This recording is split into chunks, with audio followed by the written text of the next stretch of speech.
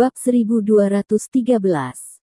Meskipun Lin Yu tidak berprasangka buruk terhadap pengobatan barat, perkataan Woods terlalu tinggi, jadi kata-katanya juga sangat keras.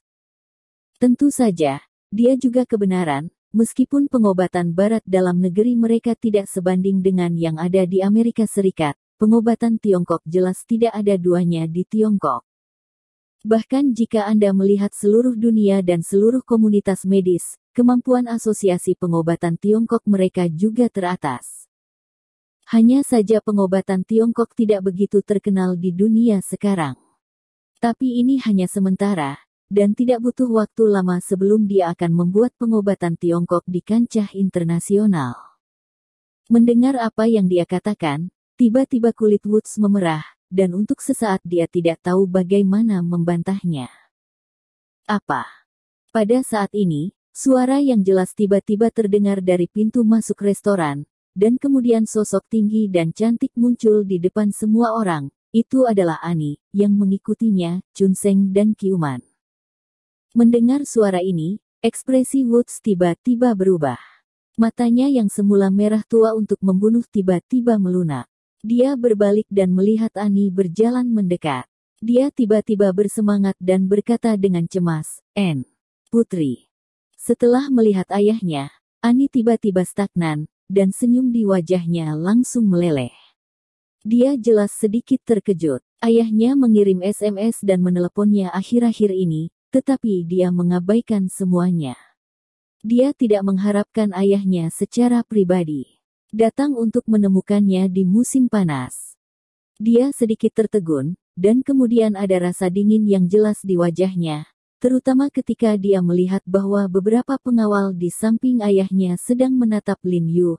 Ekspresi mereka bahkan lebih tidak puas, dan dia berkata dengan dingin, "Ayah, jangan sakiti aku jika kamu marah." Mendengar perkataan Annie, Woods kembali merasakan sakit. Putrinya yang bodoh benar-benar dibodohi oleh orang lain. Annie, selama kamu kembali bersamaku, aku tidak akan disalahkan atas semua yang dilakukan He Jiarong. Woods buru-buru berkata kepada Annie bahwa karena putrinya sangat peduli dengan He Jiarong, dia hanya menggunakan perasaan putrinya untuk Lin Yu dan berkata dengan tajam, "Jika tidak, aku akan membiarkan orang-orang dalam situasi khusus bernegosiasi dengan pemimpinnya. Biarkan dia duduk di penjara." Untuk memaksa putrinya untuk tunduk, dia dengan sengaja melebih-lebihkan apa yang dia katakan. Meskipun dia dapat mengizinkan orang yang bertanggung jawab di divisi situasi khusus untuk bernegosiasi dengan atasan Lin Yu, bukanlah keputusannya bagaimana divisi pesawat militer akan menghukum Lin Yu. Wajah Annie berubah sedikit ketika dia mendengar apa yang dikatakan ayahnya. Dia tahu bahwa apa yang dikatakan ayahnya pasti terakhir kali Lin Yu melukai Powell dan yang lainnya di bandara. Dia jelas percaya bahwa dia percaya itu benar. Dia berjalan dan berkata dengan suara yang dalam, "Kataku, tak satu pun dari ini ada hubungannya dengan dia. Apapun masalahnya, aku akan menanggungnya sendiri. Itu tidak ada hubungannya dengan dia." Woods mendengus dingin, dan berkata dengan wajah cemberut, "Aku punya keputusan terakhir jika itu tidak ada hubungannya dengan dia." Ekspresi Annie tiba-tiba menegang, giginya yang putih dengan ringan menggigit bibir merahnya, melirik Lin Yu yang duduk di kursi, lalu berkata kepada ayahnya, "Oke, selama itu tidak sulit bagimu, aku janji kembali denganmu."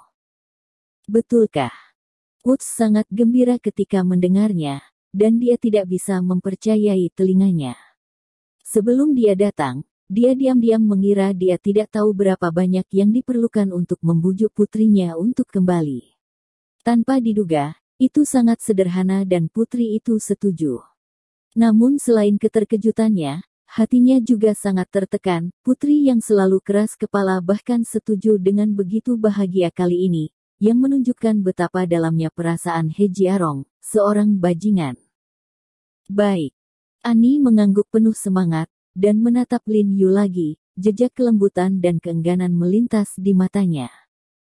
Lin Yu tidak berbicara dari awal sampai akhir, tetapi memandang Annie sambil tersenyum mendengar apa yang dikatakan Annie, matanya tidak bisa menahan kehangatan di hatinya. Dia tidak berharap dia menempati tempat yang begitu penting di hati Annie. Demi keselamatannya, Annie tak segan-segan menyetujui hal yang paling enggan dilakukannya. Oke, kalau begitu ayo pergi sekarang. Woods sangat bersemangat, karena takut putrinya akan kembali, buru-buru meraih tangan putrinya dan tidak sabar untuk membawanya keluar. Dan masih banyak lagi. Lin Yu bersandar di kursi, memandang Annie dengan senyuman, dan berkata tanpa tergesa-gesa, Annie, meskipun Tuan Woods adalah ayahmu, ada beberapa hal yang harus saya katakan. Maafkan saya dan Tuan Woods. Frank dan kasar. Baik Woods dan Annie tidak bisa membantu tetapi melirik Lin Yu dengan curiga. Mereka tidak tahu apa yang akan dia katakan, terutama Woods. Dia sedikit gugup dan berkata dengan cemas, He Jiarong, kamu tidak percaya. Kamu tidak setuju. Apakah Anda melewati saya? Bukankah Anda menyela ketika saya berkomunikasi dengan putri saya? Ya, saya mengatakannya sebelumnya, tetapi Anda berinisiatif untuk melibatkan saya. Lin Yu mengangkat bahu sedikit tanpa daya, dan kemudian menatap Annie dengan penuh perhatian, dan berkata perlahan sambil tersenyum, Annie, meskipun ayahmu, Tuan Woods, adalah identitas yang luar biasa, ini bukan negaramu. Untuk bersikap tidak hormat, jangan bilang biarkan aku duduk di dasar penjara. Dia hanya membiarkanku memiliki lebih sedikit helai rambut, itu sulit. Meskipun Woods dan orang-orang di departemen khusus benar-benar akan menimbulkan masalah bagi Lin Yu jika mereka menggigit urusan Powell, tetapi dia tahu bahwa orang-orang di atas tidak akan pernah menghukumnya untuk hal-hal seperti itu. Dan dia juga tahu bahwa kantor situasi khusus tidak berani mempermasalahkannya. Jika masalahnya diketahui semua orang di dunia, maka dia akan mempublikasikan ketiganya kepada Powell dan mereka berenam. Itu adalah wajah dari departemen khusus. Sombong. He Jiarong, kamu sangat sombong. Wajah Woods memerah ketika dia mendengar kata-kata Lin Yu, dan tangannya yang menunjuk ke Lin Yu tidak bisa menahan gemetar, tetapi dia tidak berdaya mendengar kata-kata Lin Yu. Lin Yu mengabaikannya sama sekali, berdiri dan menatap Annie sambil tersenyum, jadi, kamu tidak perlu khawatir tentang keselamatan saya, atau begitulah, kamu dapat tinggal jika kamu mau, dan pergi jika kamu mau, tidak ada yang akan memaksamu. Demikian pula, tidak ada yang bisa mengancam Anda. Annie membuka matanya lebar-lebar dan menatap Lin Yu.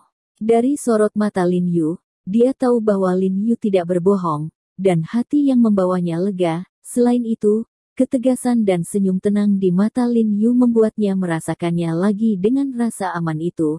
Dia menyeringai dan tersenyum, mengangguk dengan penuh semangat, dan berkata, Oke, kalau begitu aku tidak akan pergi. Woods hampir saja memuntahkan darah lama ketika mendengar perkataan putrinya. Dia memegangi dadanya dan dengan tegas berkata, untuk bocah berkulit kuning ini, apakah kamu bahkan menginginkan ayahmu sendiri?